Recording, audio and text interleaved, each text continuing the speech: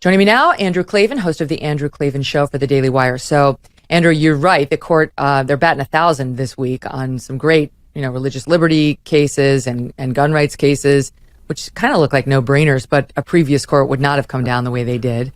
It's like, how is the Coach Kennedy establishing religion on the 50-yard line when he's privately just taking a knee to say a prayer and people come to join him, whether they want to or not? How is that the establishment of religion? Like the establishment clause jurisprudence is just all over the place. It's a nightmare. We could use some clarification on it, and the court's inching there.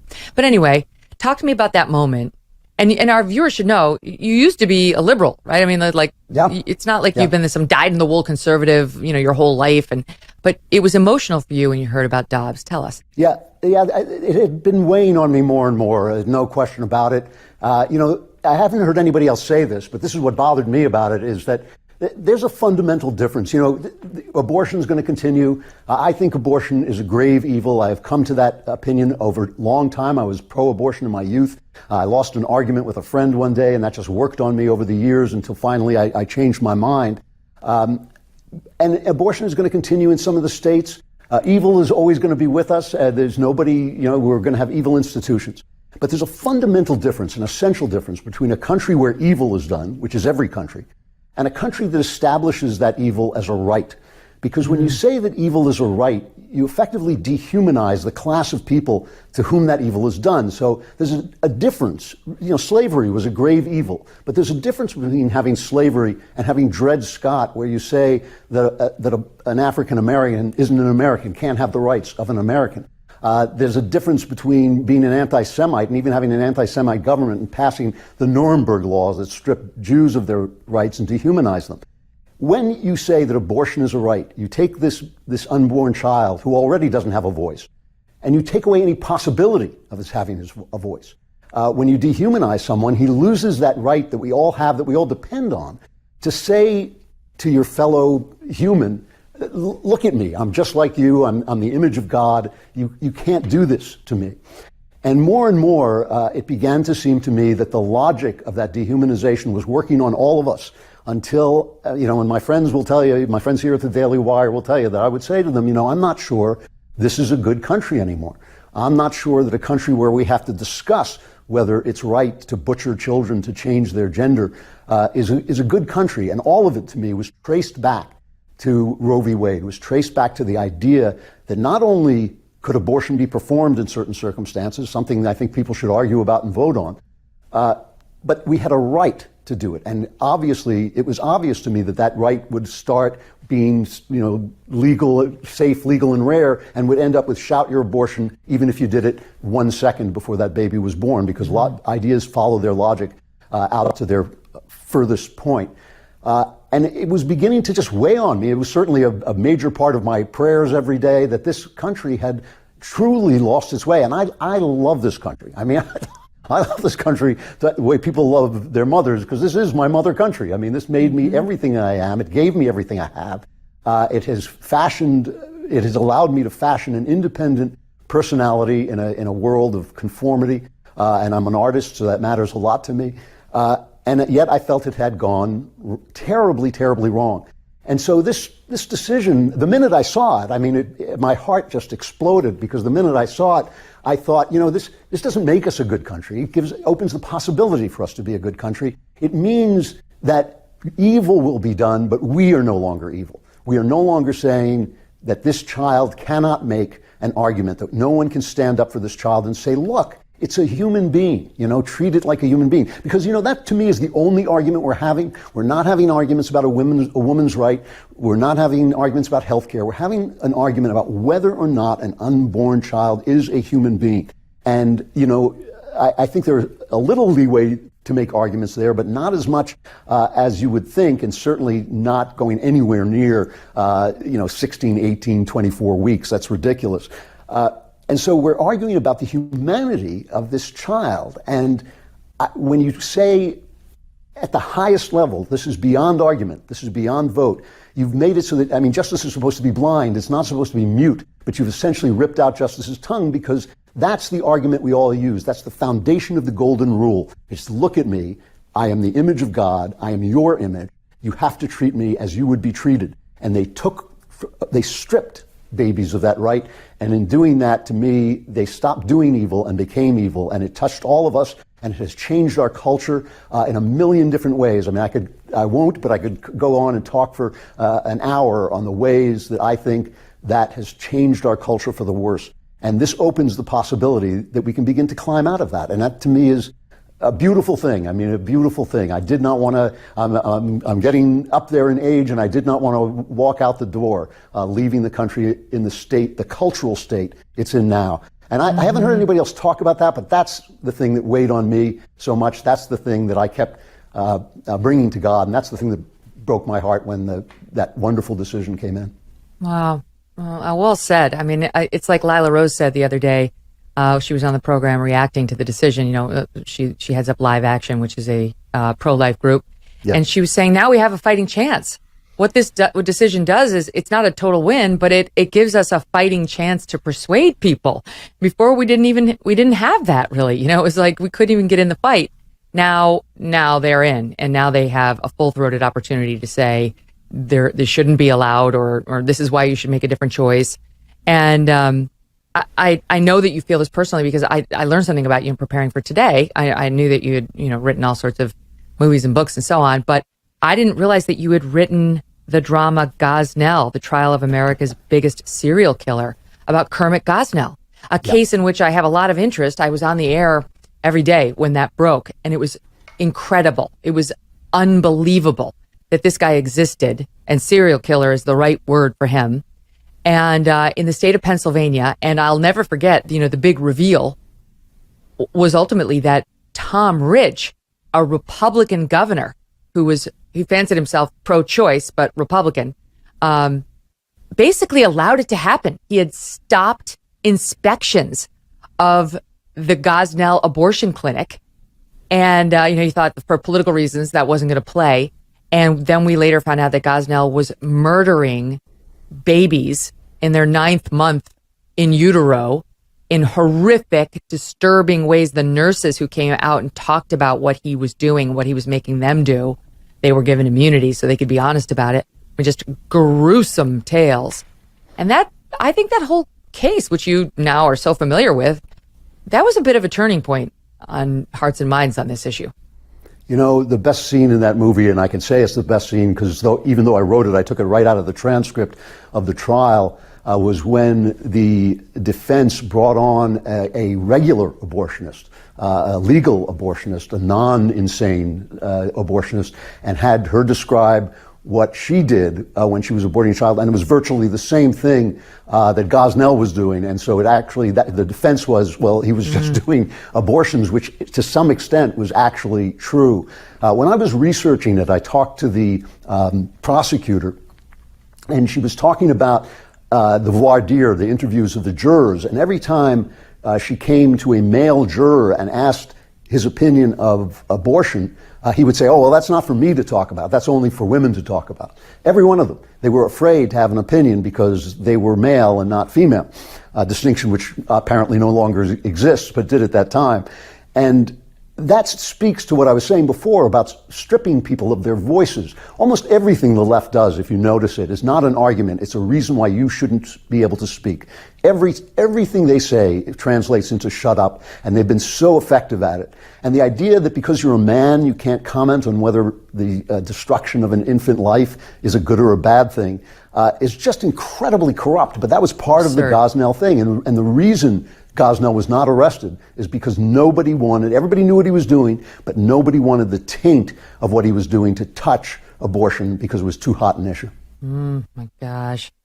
Well, the cynicism in response to the Dobbs decision and what it means and what it doesn't mean for other cases and other rights continues, right on down to Hillary Clinton, who, by the way, now I think it was CNN's Chris Cillizza, tweeted out something saying, this is her moment. They're actually starting this up again. They're actually going to try to push her on us again. But she's out there in her brilliant punditry talking about Justice Thomas in the most offensive way. Listen to her. I went to law school with him. Mm-hmm. He's been a person of grievance for as long as I've known him. Resentment, grievance, anger. And the thing that there's so many things about it that are deeply distressing, but women are going to die, Gail. Women will die. My God. I've never heard anything less true about Justice Thomas. He's exactly the opposite of a person of grievance. His only grievance I've ever heard from him is he refuses to be used as white liberals' puppet, as something less than an equal citizen, when he refuses to just mouth their talking points on issues of race. They've been doing this to Clarence Thomas since he was appointed, and they basically accused him of being the wild sexual black man, and now he's the angry black man. They'll pull out any kind of cliche racist remarks they have, but they don't, this is the thing about the left now. They are a racist party. I say this all the time. They're a right-wing racist. They're racists all over the place. But the left is now a racist party. The Democrats are a racist party. They believe in racism. They think it's good racism because it's pointed at white people, but in fact, it's not pointed at white people. White is just a word they use when they want to attack people. So Clarence Thomas becomes white when he ceases to agree with them. Clarence Thomas is, it used to be the sort of accepted wisdom that he was the second place to Antonin Scalia. But looking back, I think Scalia learned a lot from Thomas. I think Thomas's philosophy is more solid. I think he's thought it through, and I think he's a brilliant jurist. One of the things about reading both the decision on Dobbs and the defense is how, first of all, the clarity of Alito's legal logic it's impeccable. You can't really find a place to drive through. The saddest one was Roberts trying to kind of mealy mouth his way out of the position he found himself in. But when you looked at the dissent from Kagan and the others, they admitted that there were conflicting rights between the unborn child and the mother. But how can there be conflicting rights if the unborn child is not a human being? Objects don't have rights, only people have rights. And so their logic doesn't really hold together. And Clarence Thomas is so clear. He is, I gotta say, he's a radical in his originalism. He basically said, we should use this logic and get rid of Obergefell and get rid of a bunch of other decisions that the rest of the court was saying not. But he's an honest guy of integrity. You know what? Alito feels the same way. He just didn't want to say it. The more conservative jurists privately likely agree with Justice Thomas. They just recognize the country's not quite ready for the total elimination of what's called substantive due process, which was controversial from the start. And also, if you got rid of substantive due process, all that would mean is all these rights go back to the states to decide. We're truly a federalist society if it's not really explicit in the Constitution or has a long, long history of being a right not mentioned but recognized in this country, then you have to fight for it on a state-by-state level. It's really not that controversial. People are like, he wants to do away with gay marriage. That's not true. He would like it to be a state-by-state matter. He doesn't see it as a constitutional right. That's pretty much how everyone in the country felt up until about 10 years ago. It's at the core of our system is federalism. Madison knew that a giant democracy would collapse, a giant republic would collapse, but a lot of little republics patched together could survive, and he was right. He proved that he was right. That's why we have gun rights, and that's why they want to take those gun rights away, and that's why we have different decisions. I mean, even murder is a state-run, a state-decided crime. We have those different ways of looking at things because we know that a series of little republics will remain republics, where one great big republic is going to suddenly just become an authoritative regime. And that's so what the left is pushing for and has been pushing for a long time. So part of the problem in interpreting Thomas and the court and all these things is we have a bunch of morons on television offering their own punditry on it. And, I'd be remiss if I didn't mention the ladies of The View. And Joy Behar. Okay, now she's talking here not about Roe, but about the Coach Kennedy case, where the football coach who I mentioned, he was privately praying on the 50-yard line and students decided to join him. And he got fired because the school said you're forcing kids to do it. And there was no forcing whatsoever. The only real argument was you have authority and therefore they might feel like you're not going to start them on the football field if they don't do it, even though the guy had absolutely no history of doing that to students who didn't join. Anyway, listen to where Joy Behar took that win for Coach Kennedy in this soundbite. I would like to know if it would apply to Colin Kaepernick, for example. He takes a knee. I don't know if this is really legal or any of what I'm saying, but it seemed to me like the guy takes a knee and he gets thrown off the team. But he could be praying too, that these people would leave him alone. I don't know what he's praying for, but he could be praying. How do they know what you're doing when you take a knee? Doesn't that look like prayer to you? Suddenly it's illegal for him, but it's okay for this. It's illegal. It was illegal, you see, for Colin Kaepernick. Also, Colin Kaepernick was doing something completely different. So what could be worse than differentiating between two things that are completely different but look vaguely the same? One is working for a private corporation. One is working for a public school where the government is shutting you up for doing it. And the NFL can tell its players to do whatever the hell it wants to tell them to do. And when it comes to speech. But I love that she's suggesting Colin Kaepernick was told it was illegal for him to take a knee. But it is true that one of them was praying and one of them was protesting the flag under the flag of the NFL. He was wearing an NFL uniform at the time, so they had a perfect right to tell him not to do it. The View is a source of constant stupidity. It's amazing to me that a show with hosts named Whoopi, Joy, and Sunny could be such a font of misery and depression. I just think they would live up to their names, It's so true. So, okay, last thing, because I didn't really get to it yesterday and I felt so bad. This migrant crisis down at the southern border continues. And May was the worst month that we have had in terms of the encounters with migrants.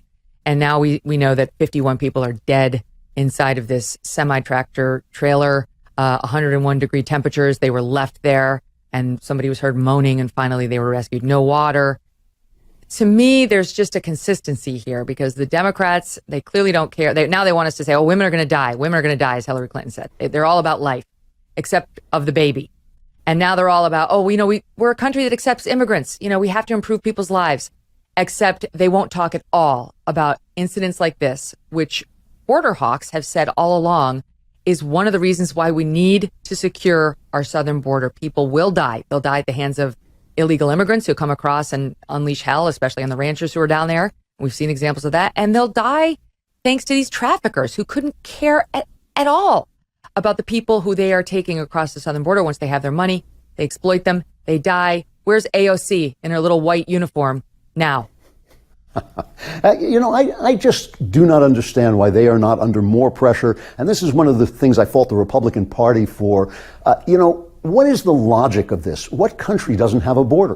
What country doesn't regulate the number of immigrants who come in? And what country doesn't also make sure that those immigrants who come in are schooled in the ways and nature of the country? This is the way, we are a nation of immigrants, but the way we managed being a nation of immigrants was making sure that the people who came in loved it, wanted to be here, had a good reason for being here, could be used by the country and elevated by the country. All of those things have gone by the board. And it's like we're not supposed to exist as a nation anymore.